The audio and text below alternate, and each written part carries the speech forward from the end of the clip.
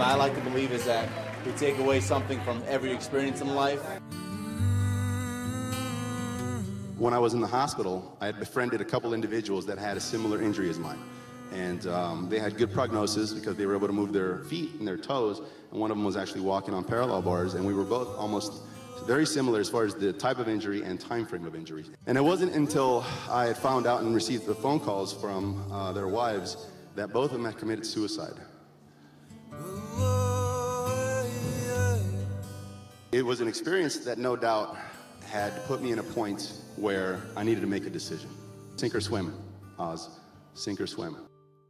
So I reached my point where I decided to get back to life and live again.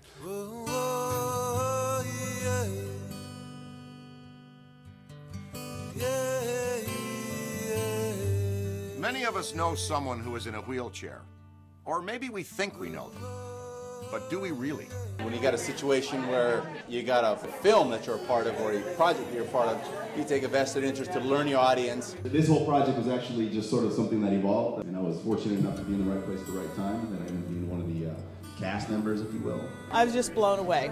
Absolutely such a testimony to the human spirit. So moving for me on so many different levels. It was inspiring, absolutely inspiring. Could we ever hope to understand the courage and determination he or she would need to face even a day without legs?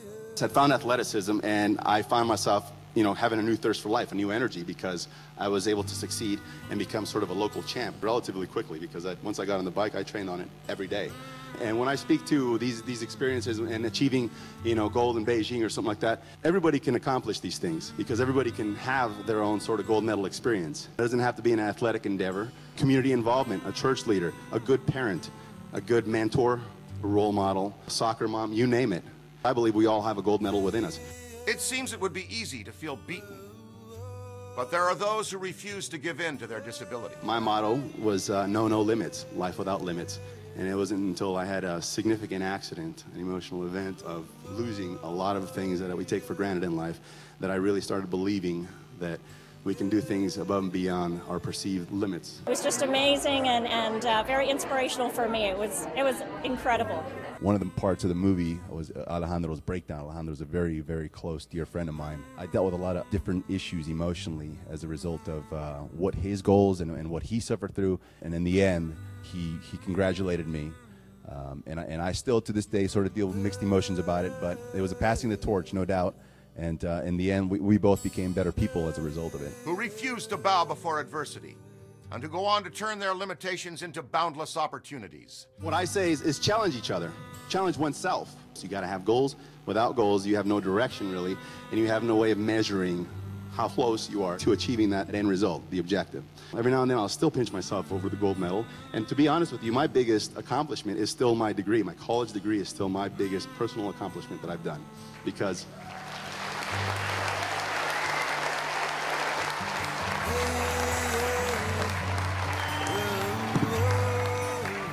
they are the unbeaten. Don't ever complain about your circumstances.